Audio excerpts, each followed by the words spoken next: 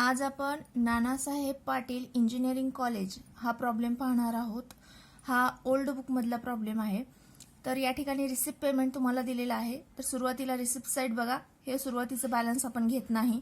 त्यानंतर असेल to interest, income आहे इन्कमला घ्या, टू सबस्क्रिप्शन इन्कम आहे इन्कमला घ्या, ऍडजस्टमेंट आहे सबस्क्रिप्शनवर, लाईफ मेंबरशिप फीस इन्कम साइडला नोंदवायचे पण ऍडजस्टमेंट असल्यामुळे अमाऊंट इनर कॉलमला, डोनेशन इन्कमलाच नोंदवायचे ऍडजस्टमेंट आहे अमाऊंट इनर कॉलमला। या तिन्ही आयटम्सवर ऍडजस्टमेंट आहे, तिन्ही आयटम्स इनर कॉलमला।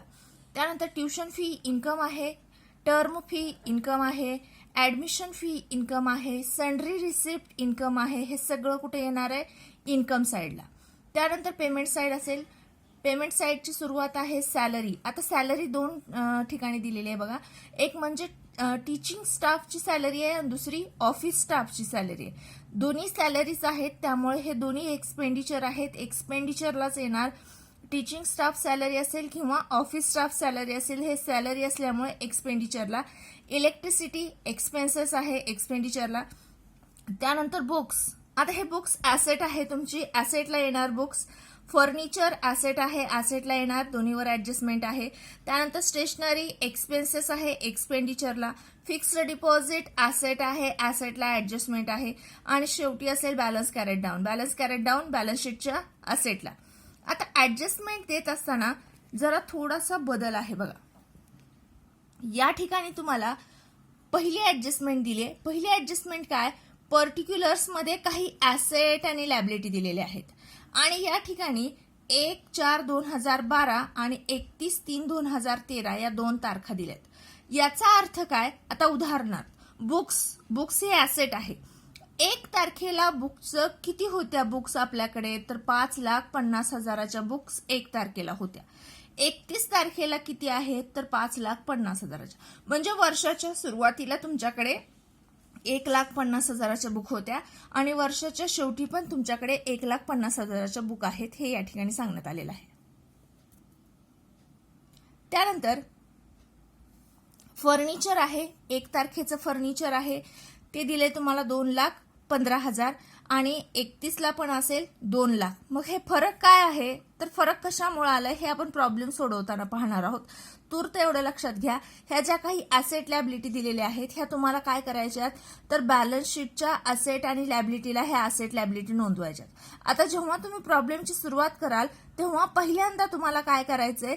तर पहिल्यांदा ज्या वेळेस अशा टाईपचे प्रॉब्लेम असतील, ज्या ठिकाणी तुम्हाला 1 तारखेचे ऍसेट आणि 31 तारखेचे ऍसेट दिलेले आहेत, ऍसेट लायबिलिटी दिलेल्या आहेत, त्यावेळेस तुम्हाला या ऍसेट आणि लायबिलिटी अगोदर ट्रान्सफर करायच्या।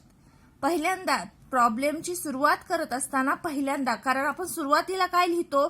रिसिप्ट पेमेंट ट्रान्सफर करतो आणि नंतर ऍडजस्टमेंट सोडवतो। तर अशा टाईपचा प्रॉब्लेम असेल तर पहिल्यांदा ह्या ऍसेट ट्रान्सफर करा, का तर हे 1 तारखेचे ऍसेट आणि लायबिलिटीचे बॅलन्सेस आहेत। फक्त हे बॅलन्सेस ट्रान्सफर करायचे, इकडचे घ्यायचे नाहीत। इकडचे काय घ्यायचे नाहीत का तर ह्याच्यामध्ये बरंच काही ऍड झालेलं आहे, लेस झालेलं आहे। तर पहिल्यांदा काय करणार तुम्ही? 1 तारखेच्या ऍसेट लायबिलिटी फक्त नोंदवणार आहात, अमाऊंट इनर कॉलमला नोंदवायची। 1 तारखेच्या ज्या काही ऍसेट लायबिलिटी आहेत त्या सगळ्या ऍसेट लायबिलिटी बॅलन्स शीटला नोंदवायच्या आणि अमाऊंट इनर कॉलमला नोंदवायची, ठीक आहे।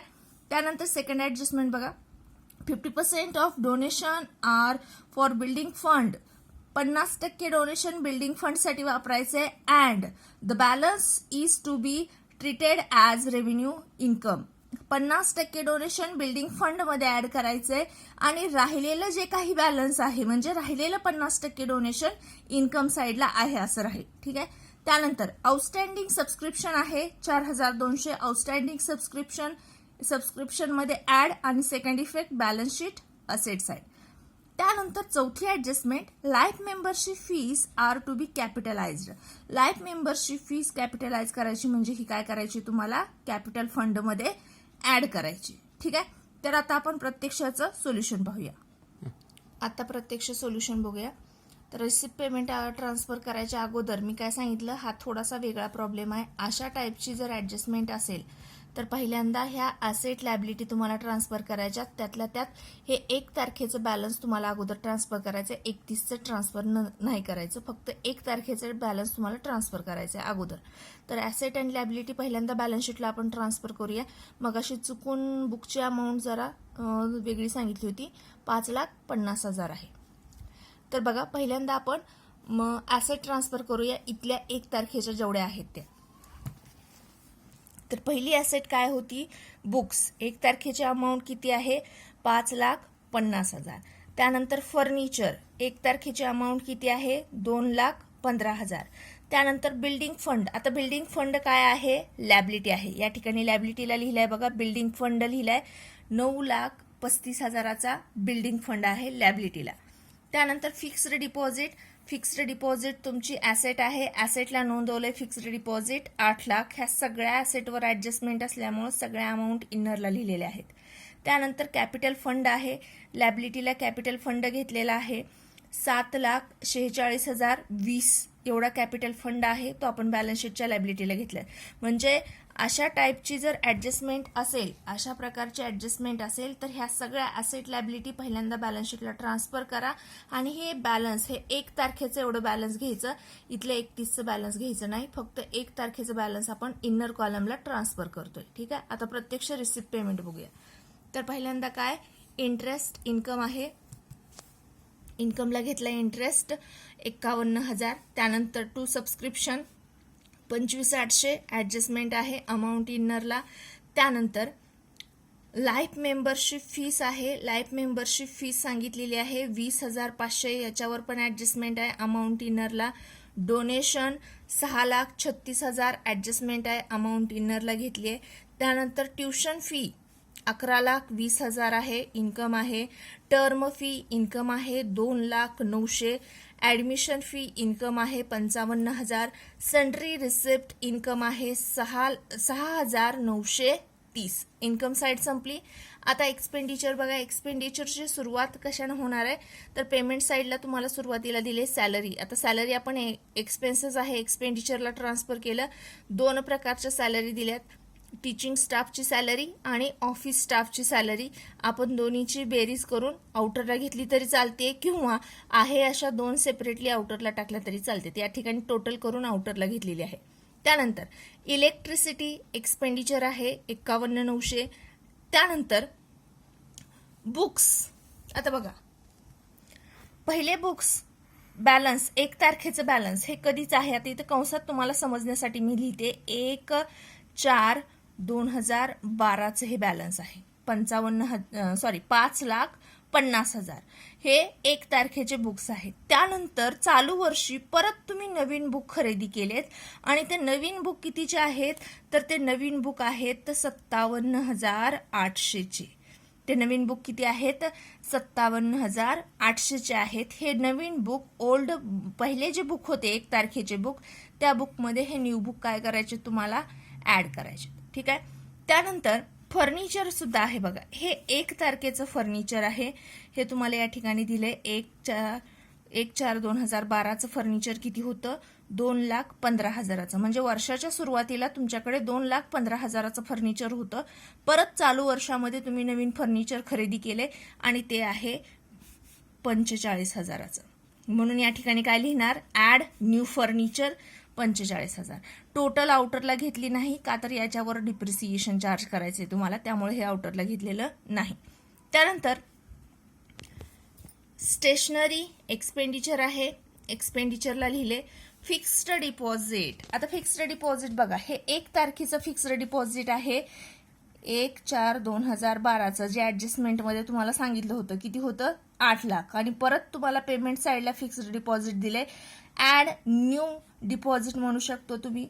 न्यू डिपॉझिट्स किती आहे, तर 7,50,000चं नवीन डिपॉझिट आहे. म्हणजे पहिला 8 लाखाचं, नंतर 7,50,000चं डिपॉझिट, असं टोटल फिक्स्ड डिपॉझिट किती झालं तुमचं, 15,50,000चं टोटल फिक्स्ड डिपॉझिट झालंय. येते लक्षात. हे 1 तारखेचं म्हणजे वर्षाच्या सुरुवातीच्या तुमच्या ॲसेट आहेत आणि पेमेंट साईडला ज्या ॲसेट दिल्यात त्या तुम्ही चालू वर्षामध्ये परत खरेदी केलेल्या आहेत, त्यामुळे त्या ॲसेट 1 तारखेच्या बॅलन्समध्ये ऍड करायच्यात. त्यानंतर कॅश बॅलन्स आणि बँक बॅलन्स दिले, दोन्हीची टोटल आपण आउटरला घेतलेली आहे. ठीक आहे. तर आता ॲडजस्टमेंट रिसिप्ट पेमेंट ट्रान्सफर करून झालंय. आता ॲडजस्टमेंट. आता मगाशी काय सांगितलं मी, हे ॲसेट लायबिलिटी आपल्याला बॅलन्स शीटला ट्रान्सफर करायच्यात आणि हे 1 तारखेचं बॅलन्स काय केलं आपण अगोदर ट्रान्सफर केलं. आता ॲडजस्टमेंट काय बघा.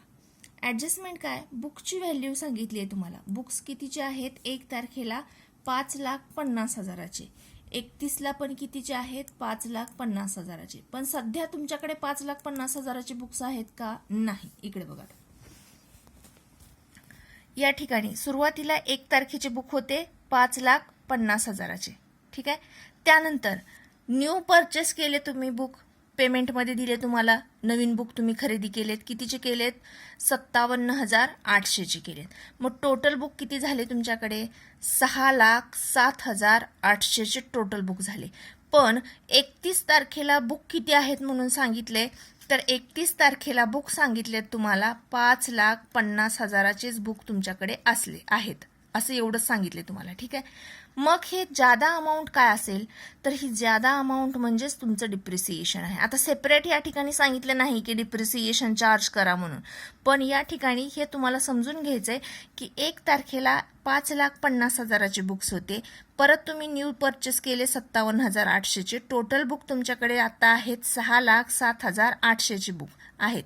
पण 31 तारखेला बुक किती असतील म्हणून सांगितले तुम्हाला, तर 5,50,000चे. मग हे जादाचं काय असणार आहे, तर जादाचं असणार आहे तुमचं डिप्रिसिएशन. तेवढी अमाऊंट लेस केली तर अमाऊंट येणार 5,50,000. मग ही जादाची अमाऊंट डिप्रिसिएशनची आहे. हे डिप्रिसिएशन परत कुठं आलं, तर हे डिप्रिसिएशन आलं एक्सपेंडिचरला. या ठिकाणी नोंदवले बघा, टू डिप्रिसिएशन ऑन बुक्स 57,800. आता याच पद्धतीनं फर्निचर सुद्धा बघा. फर्निचरमध्ये सुद्धा 1 तारखेची अमाऊंट किती दिली आहे, 2,15,000. 1 तारखेची सुरुवातीचे फर्निचर आहे. आणि परत 31 तारखेला किती फर्निचर असेल म्हणून सांगितलंय, फक्त 2 लाखाचं फर्निचर. मग मधला जो फरक असेल तो सगळं काय असणार आहे, डिप्रिसिएशन. तर या ठिकाणी 1 तारखेचं फर्निचर आहे 2,15,000चं, बरोबर आहे. त्यानंतर पेमेंटमध्ये परत तुम्हाला फर्निचर दिले, ते तुम्ही नवीन परचेस केलेलं आहे, ते कितीचं आहे, 45,000चं, बरोबर. यानंतर टोटल अमाऊंट किती झाली तुमची फर्निचरची, तर पहिलं 2,15,000, नंतर 45,000, असं टोटल फर्निचर झालं 2,60,000चं. मग 31 तारखेला फर्निचर किती असलं पाहिजे, तर सांगितले तुम्हाला 31 तारखेचं तुमचं फर्निचर फक्त 2 लाख आहे. मग हे वरचे 60,000 काय असणार आहे, तर वरचे 60,000 हे तुमचं डिप्रिसिएशन असणार आहे, म्हणून लेस डिप्रिसिएशन 60,000. आणि सेकंड इफेक्ट एक्सपेंडिचरला डिप्रिसिएशन ऑन फर्निचर 60,000. आता तुम्हाला सेपरेट अशी कुठलीही ॲडजस्टमेंट या ठिकाणी प्रॉब्लेममध्ये दिली नाही की तुम्ही फर्निचरवर डिप्रिसिएशन काढा, बुकवर डिप्रिसिएशन काढा. पण या ठिकाणी 1 तारखेची अमाऊंट, 31 तारखेची अमाऊंट दिलेली आहे. आणि दोन्हीमधला फरक काढण्या अगोदर तुम्हाला या ठिकाणी न्यू बुक्स परचेस पण सांगितले, न्यू फर्निचर परचेस पण आहे. मग ह्या 1 तारखेच्या अमाऊंटमध्ये परचेस केलेली अमाऊंट ॲड करायची आणि त्यानंतर जी काही अमाऊंट येईल ती अमाऊंट आणि शेवटची अमाऊंट म्हणजे 31 तारखेची अमाऊंट बघायची. जर 31 तारखेची अमाऊंट कमी असेल तर कितीनं कमी करावे लागते, तेवढं तुमचं डिप्रिसिएशन असेल. जसं की इथं फर्निचरमध्ये 1 तारखेला होतं 2,15,000चं फर्निचर, परत तुम्ही किती 45,000चं फर्निचर खरेदी केलं, टोटल फर्निचर झालं तुमचं 2,60,000चं. पण 31 तारखेला फर्निचर किती असेल म्हणून सांगितलंय, फक्त 2 लाखाचं. म्हणजे हे 60,000 काय असेल तुमचं, तर डिप्रिसिएशन असेल. पण डिप्रिसिएशन बद्दल इथं कुठेही सेपरेट उल्लेख दिलेला नाही. थोडासा वेगळा प्रॉब्लेम आहे, समजून घ्या. प्रॉब्लेम परत परत रिपीट करून पहा आणि स्वतः सोडवण्याचा प्रयत्न करा, म्हणजे तुम्हाला जास्त आणखीन समजेल. ठीक आहे. तर हे संपलं. त्यानंतर सेकंड ॲडजस्टमेंट काय होती आपली, 50% donation are for building fund. 50% donation कशासाठी आहे, बिल्डिंग फंडसाठी. आणि the balance is to be treated as revenue income. राहिलेलं बॅलन्स काय आहे तुमचं, रेव्हेन्यू इन्कम आहे. तर बघा, डोनेशनची टोटल अमाऊंट आहे 6,36,000, त्याच्या 50% आलं 3,18,000.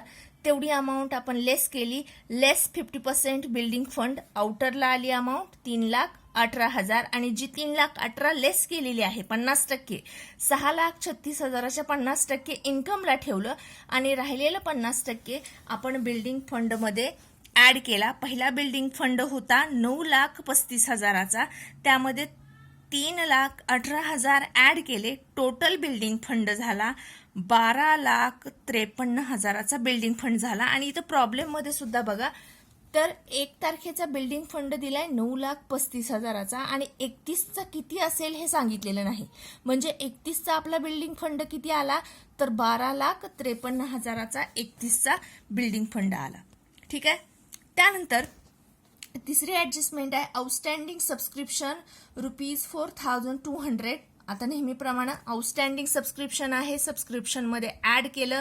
पहिलं होतं 25,800, त्याच्यामध्ये आउटस्टँडिंग ऍड केलं 4,200, आउटरला आले 30,000. आणि जेवढं आउटस्टँडिंग आहे इन्कम आउटस्टँडिंग असल्यामुळे सेकंड इफेक्ट ऍसेटला आउटस्टँडिंग सबस्क्रिप्शन 4,200.